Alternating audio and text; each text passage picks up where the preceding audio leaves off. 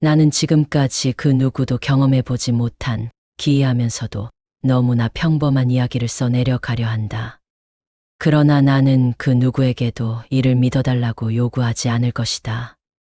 나 자신조차도 내 감각이 경험한 것들을 믿을 수 없는 상황에서 다른 누군가가 이 이야기를 믿을 거라고 기대하는 것은 어리석은 일일 것이다.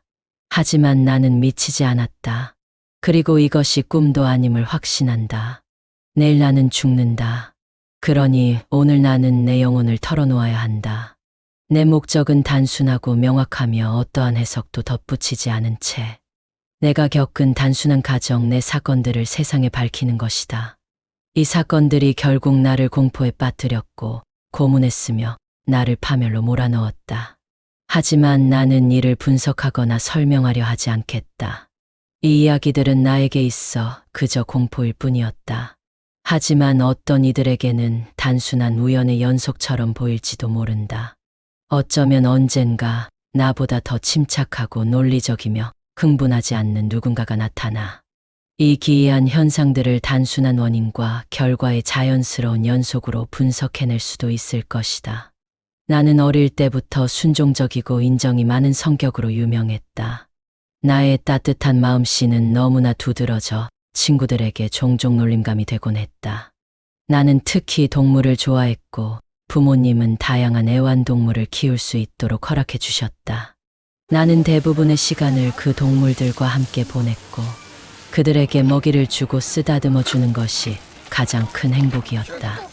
이러한 성격은 내가 성장하면서 더욱 강해졌고 어른이 된 후에도 동물들과 함께하는 것이 내 삶의 가장 큰 기쁨 중 하나였다. 충직하고 영리한 개를 키워본 사람이라면 내가 느낀 이 즐거움을 굳이 설명할 필요가 없을 것이다. 인간의 가벼운 우정과 변덕스러운 충성심에 실망한 적이 있는 사람이라면 동물의 이타적이고 희생적인 사랑이 얼마나 가슴 깊이 와닿는 것인지 잘 알 것이다. 나는 일찍 결혼했으며 다행히도 아내 역시 나와 비슷한 성향을 가진 사람이었다. 아내는 나의 애완동물 사랑을 알고 있었고 언제나 더 많은 동물을 집으로 들이려고 했다. 우리는 새, 금붕어, 훌륭한 개, 토끼, 작은 원숭이 그리고 고양이 한 마리를 키우고 있었다. 이 고양이는 매우 크고 아름다운 완전한 검은색의 동물이었다. 또한 믿을 수 없을 정도로 영리했다. 아내는 미신을 조금 믿는 성향이 있어서 검은 고양이를 마녀가 변신한 존재로 여기는 옛날의 미신을 종종 떠올리곤 했다. 하지만 그녀가 이를 진지하게 믿은 것은 아니었다. 나는 그저 이 이야기가 떠올랐기에 언급할 뿐이다. 이 고양이의 이름은 플루토였다. 그는 나의 가장 소중한 반려동물이자 친구였다. 오직 나만이 그에게 먹이를 주었고 그는 내가 집 안에서 이동하는 곳마다 따라다녔다. 심지어 길을 걸을 때에도 나를 따라오려 하곤 했다. 몇 년 동안 우리의 우정은 지속되었다. 하지만 내가 점점 술에 의존하게 되면서 성격과 기질이 극적으로 변하게 되었다. 나는 나날이 점점 더 기분이 나빠졌고 쉽게 짜증을 내며 타인의 감정을 신경 쓰지 않게 되었다. 나는 아내에게 거친 말을 내뱉기 시작했고 결국에는 폭력을 행사하기에 이르렀다. 물론 우리 집의 동물들도 이러한 나의 변화를 고스란히 겪어야 했다. 나는 그들을 돌보는 것은커녕 함부로 대하기까지 했다.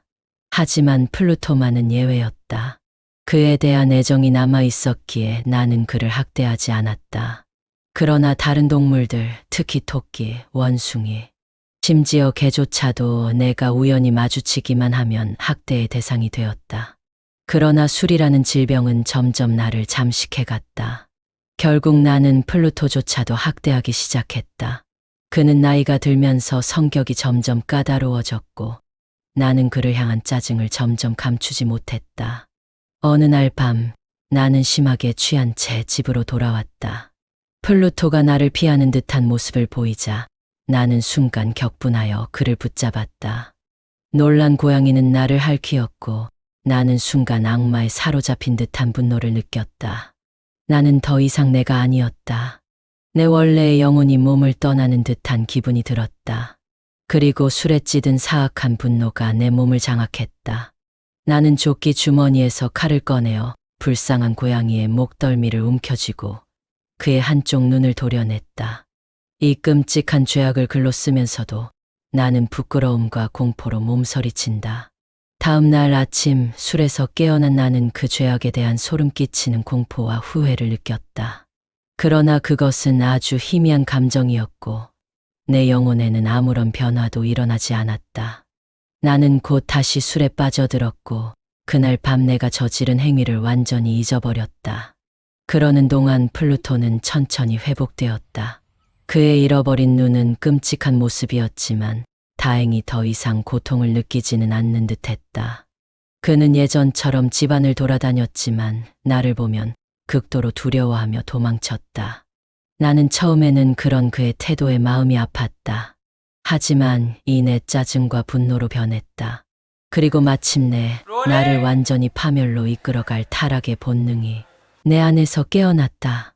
철학자들은 이 본능에 대해 논하지 않는다.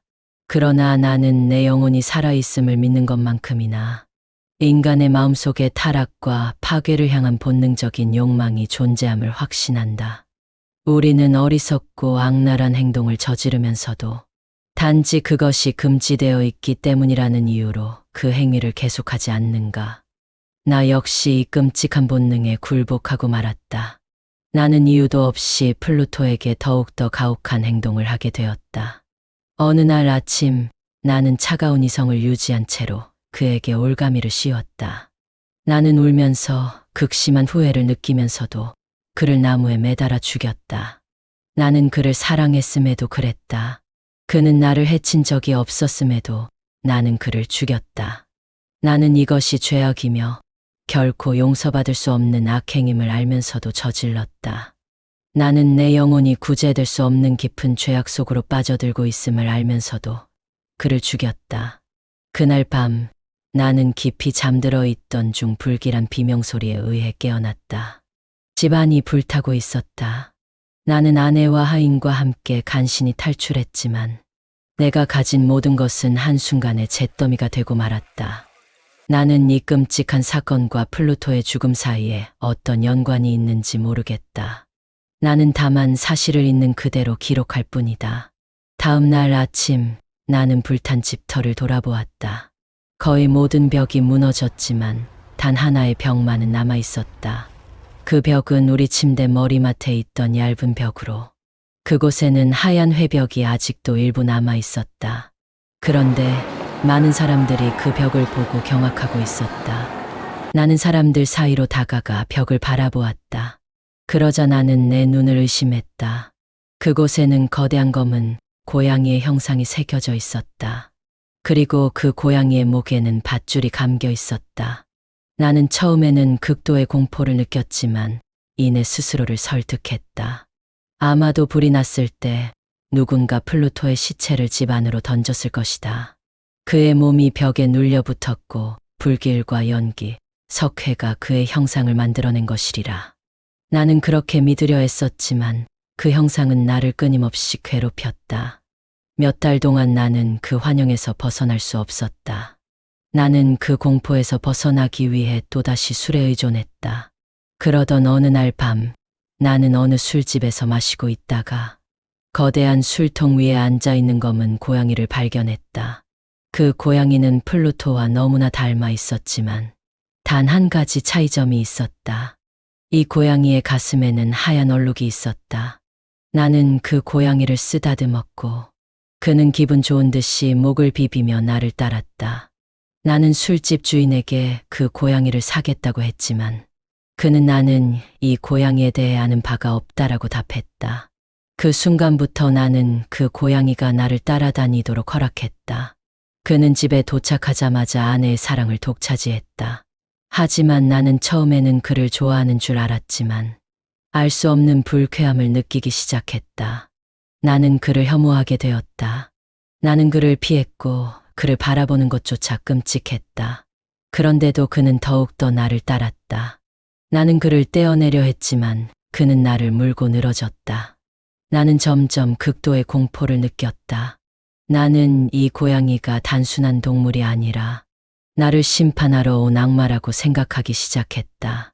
그리고 나는 깨달았다. 그의 가슴에 있던 하얀 얼룩이 점점 선명해지고 있었다. 그리고 그것은 교수대의 형상을 하고 있었다. 나는 더 이상 잠들 수 없었다.